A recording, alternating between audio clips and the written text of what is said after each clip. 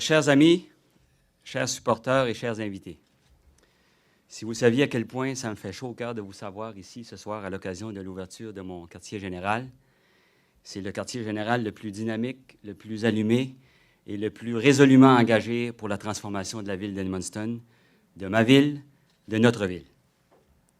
J'ai répété, comme vous le savez, à plusieurs reprises depuis l'annonce de ma candidature, que cette élection ne porterait pas sur moi, qu'elle porterait sur les citoyens et les citoyennes de la ville d'Edmundston. Je le dis et je le répète ce soir, cette élection portera sur vous tous et vous toutes, car elle portera sur les changements que vous souhaitez pour Edmundston. Elle portera sur les changements que vous voulez pour vous, pour vos enfants, pour vos petits-enfants et pour ceux qui suivront. Depuis de nombreux mois, depuis des années même, j'entends comme vous des gens avouer leurs inquiétudes face à l'avenir d'Edmundston.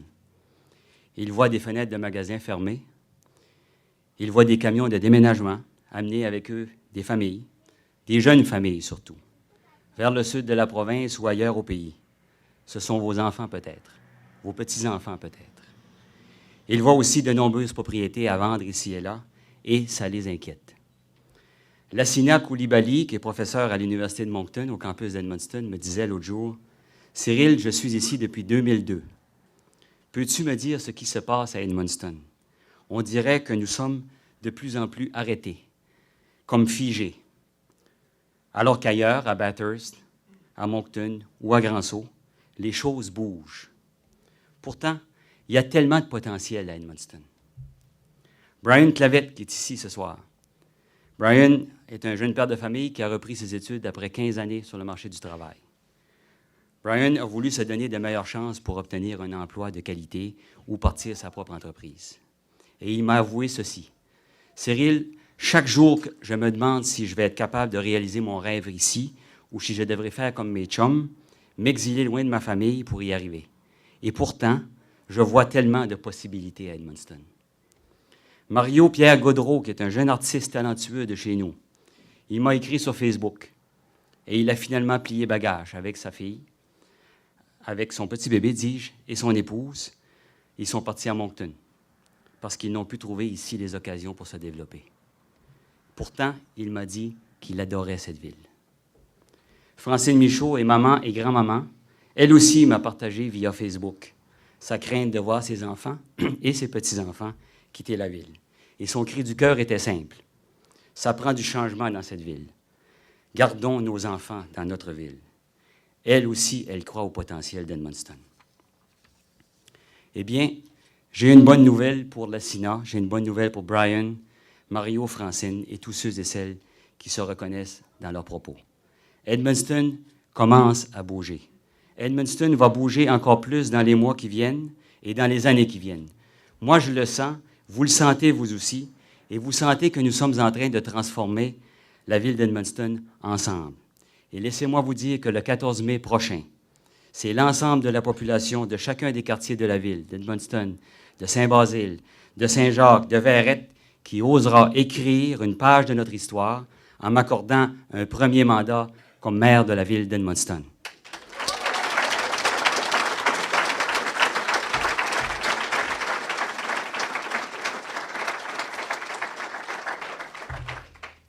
Citizens of this wonderful city have a special feeling inside. They have this sense of belonging. They have this drive for which they are renowned all over this province in Canada. They have dreams. They dream about a city where they can have a good life, where they can have good jobs, where they can raise their children securely and enjoy a peaceful retirement well-deserved. Beyond the economic uncertainties, beyond the often pessimistic reports about the North, that comes out of the media, the citizens of Edmundston believe in themselves. They are capable, they proved it so many times in the past, and they can prove it again. Chers amis, en fait, il suffit d'y croire. Il suffit d'imaginer. Il suffit de mettre l'épaule à la roue. Il suffit de se prendre en main, comme nous l'avons toujours fait, et de démontrer à qui veut l'entendre qu'Edmundston est une ville qui est loin d'avoir réalisé son potentiel. Et ce que je veux offrir aux citoyens et citoyennes d'Edmundston, c'est très simple. Il s'agit d'un choix. d'un choix entre la situation que nous avons connue dans les dernières années et la situation qui se trouve au cœur de chacun et chacune d'entre vous, qui croyez que notre ville mérite mieux, que notre ville mérite plus, que notre ville mérite un vent de renouveau. Cette élection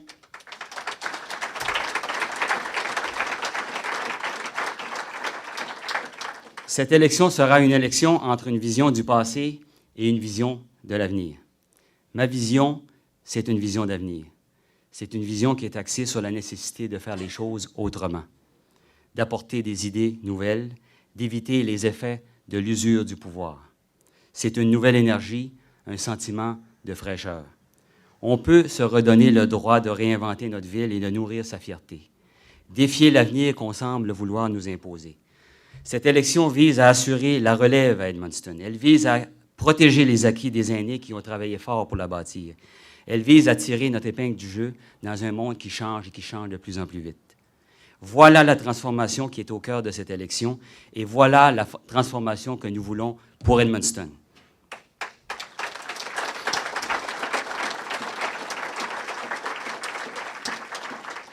Cette transformation de notre ville, je veux y consacrer toutes mes énergies, toute mon expérience et toute ma créativité.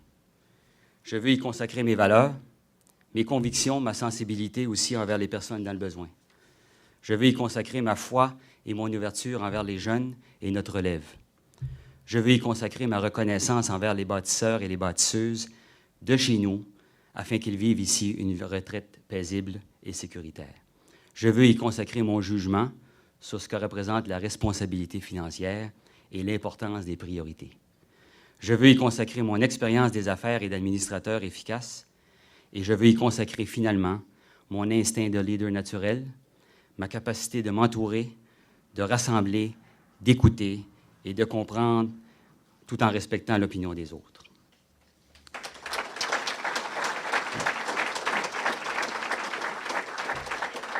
Chers amis, la transformation d'Edmundston que nous souhaitons ne se fera pas par magie. Rien ne se fait par magie. Il faut une vision, il faut un plan, il faut de l'action.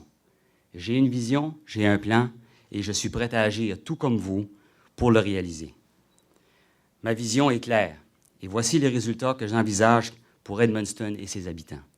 Je souhaite que dans les années qui viennent, Edmundston soit reconnue comme la plus belle petite ville du Canada, et rien de moins. Une ville compétitive et performante, un partenaire de choix pour tout le Nord-Ouest, pour nos amis du Maine et nos amis du Témiscouata. Je souhaite que ceux et celles qui passent sur l'autoroute de la porte d'entrée des Maritimes, ici chez nous, s'y arrêtent pour profiter de nos attraits, dormir dans nos hôtels, manger dans nos restaurants, acheter nos produits, mais aussi y investir et y développer des affaires.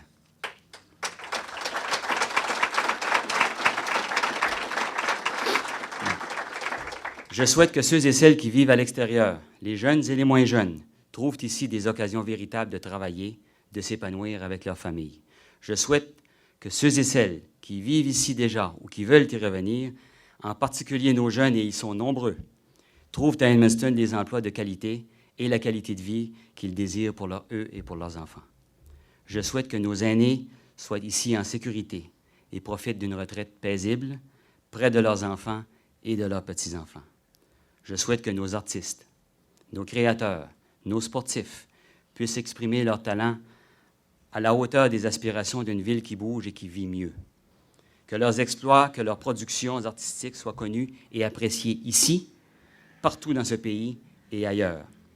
Je souhaite que notre ville soit un exemple reconnu d'engagement et de participation des citoyens et des citoyennes dans les décisions qui les concernent. Je souhaite que nos entrepreneurs, nos investisseurs, nos propriétaires de PME, qui représentent l'épine dorsale de notre économie, trouvent ici les conditions favorables aux investissements, au développement de leur entreprise, à la création d'emplois et à l'innovation. Voilà ce qu'est ma vision. Elle est ambitieuse, c'est vrai, mais j'y crois et je sais que vous y croyez également. Que voulez-vous? Nous sommes faits comme ça dans cette région. Nous sommes des batailleurs infatigables.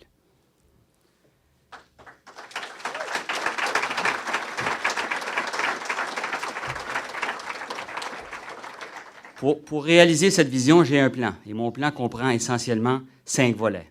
Je vous partagerai ce soir les grandes lignes de ce plan et j'aurai l'occasion, dans les semaines qui viennent, d'expliquer plus en détail chacun de ces volets, que ce soit à travers des interventions publiques, à travers le site web de ma campagne, à travers Facebook, en discutant avec les nombreux groupes et citoyens que j'aurai l'honneur et le privilège de rencontrer, et ou lors d'un débat public que je souhaite qu'il soit organisé le plus rapidement possible.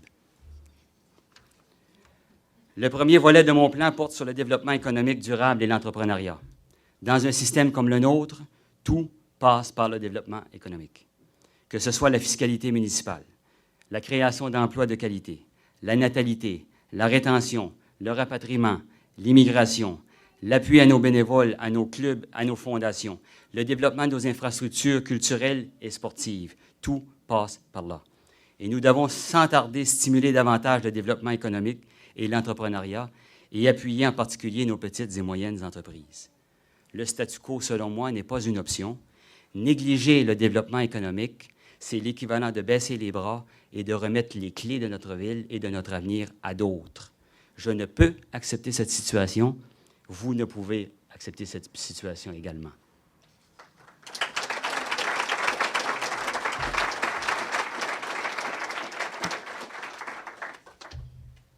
Le second volet de mon plan porte sur l'urgence d'assurer une relève et d'appuyer la jeunesse. La mairie d'Edmundston a besoin d'une cure de rajeunissement. Notre ville a besoin d'idées rajeunies et de nouvelles approches. Notre ville a besoin de l'engagement des jeunes qui ne demandent pas mieux que de prendre leur place dans la vie publique, qu'ils soient entrepreneurs, artistes, professionnels ou autres. Et soyons clairs sur une chose, cela ne veut pas dire qu'il faut mettre les aînés au rencard, bien au contraire. Assurer la relève, c'est bâtir sur les expériences acquises et tirer profit pour nourrir les espoirs, l'énergie et la volonté des jeunes. Ils veulent prendre leur place. Nous avons besoin de tout le monde, jeunes et moins jeunes, pour transformer Edmundston.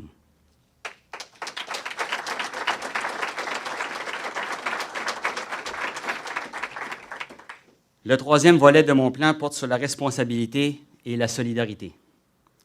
Une ville de la taille d'Edmundston peut être ambitieuse. Elle peut réaliser de belles choses, mais elle doit demeurer réaliste dans la façon de le faire. Elle veut éviter la folie des grandeurs. Elle doit respecter surtout la capacité de payer de tous et de toutes. Il faut savoir faire des investissements stratégiques et pas des dépenses inutiles. Pour y arriver, il faut engager une discussion franche et ouverte avec les citoyens et les citoyennes sur les enjeux, sur les projets potentiels. Il faut bâtir le soutien dans la communauté, dans toute initiative qu'entreprend la Ville pour son développement. Il faut également être solidaire envers les personnes qui sont dans le besoin. On ne peut se cacher la tête dans le sable devant des situations qui existent dans notre ville. Nous avons une communauté, un devoir de solidarité envers ceux et celles qui se retrouvent dans des situations difficiles en appuyant les organismes qui s'y consacrent. Le quatrième volet de mon plan vise à assurer la qualité de vie de tous et de toutes. Nous sommes choyés de vivre dans un cadre enchanteur marqué par la nature, par la créativité de nos artistes, par les exploits de nos sportifs. Edmundston a le potentiel d'être une ville exemplaire à l'échelle canadienne. Elle peut offrir à sa population des programmes et des activités culturelles et sportives qui permettent à sa population de se rencontrer et de célébrer son sentiment d'appartenance autour d'événements majeurs. Mais cela a un coût. Et pour être en mesure d'en arriver, il faut également profiter de nos infrastructures pour appuyer le développement économique. Les deux vont de pair. Le tourisme, c'est une activité économique. La culture, c'est aussi une activité économique. Le sport peut être une activité économique. Notre environnement est un atout à préserver pour notre développement économique. Voilà pourquoi l'intégration des arts, de la culture et du sport dans notre modèle de développement économique et touristique est essentielle. Voilà pourquoi une ville compétitive s'assure des infrastructures qui sont de qualité et que leur usage est optimisé. Voilà pourquoi la qualité de notre environnement n'est pas une entrave à notre développement économique. Et comprenez-moi bien, les arbres ne sont pas des embûches au développement. Ils sont des atouts indéniables.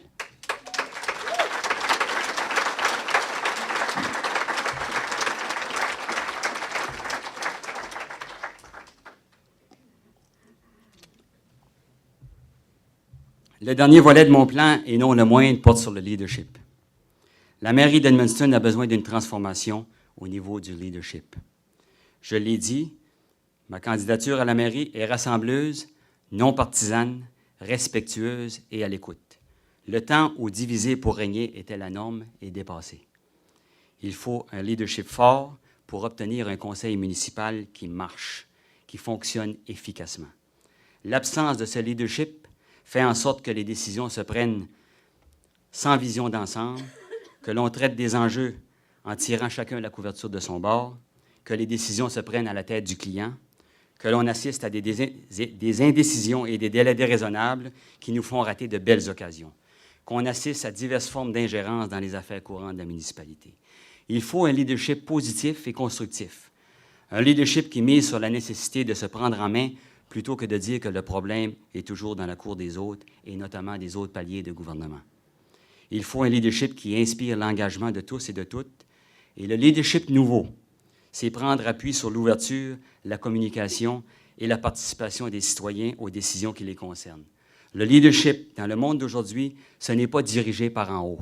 Ce n'est pas dirigé de manière autoritaire, comme si on avait toutes les réponses.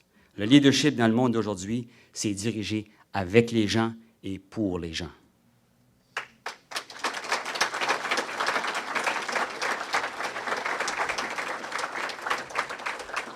Il faut aussi que notre ville assume un leadership régional et partenarial. Notre ville doit être un partenaire régional au développement de tout le Nord-Ouest et également des régions environnantes du Maine et du Témiscouata. Fini l'attitude de confrontation avec les municipalités environnantes. Fini l'absence de leadership qui nous empêche de saisir des opportunités qui nous profitent à tous et à toutes. Chers amis, une vision, c'est bien, un plan, c'est bien, mais il faut de l'action pour obtenir des résultats. Les villes qui réussissent aujourd'hui, partout dans le monde, ne se sont pas contentées d'avoir une vision claire et un bon plan. Elles ont fait en sorte que les citoyens et les citoyennes, les gens d'affaires, les créateurs, se sont relevés les manches et sont passés à l'action. Québec, Trois-Rivières, Saint-Hyacinthe, mais aussi, plus près de nous, Caraquette, Tracadie, Saint-Quentin. Voilà des exemples de villes qui ont retrouvé leur âme et leur énergie, et je veux, comme vous, qu'Edmundston retrouve son âme et retrouve son énergie.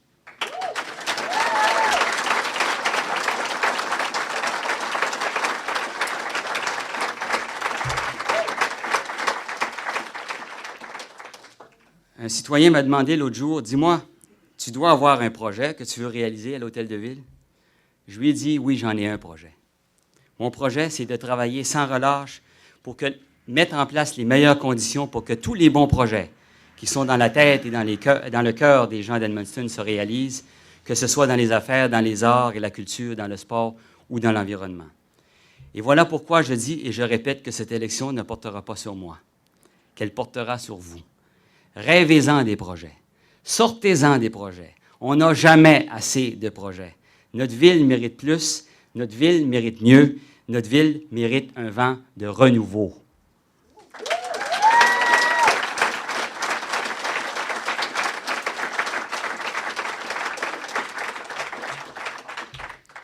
Je ne suis pas un surhomme.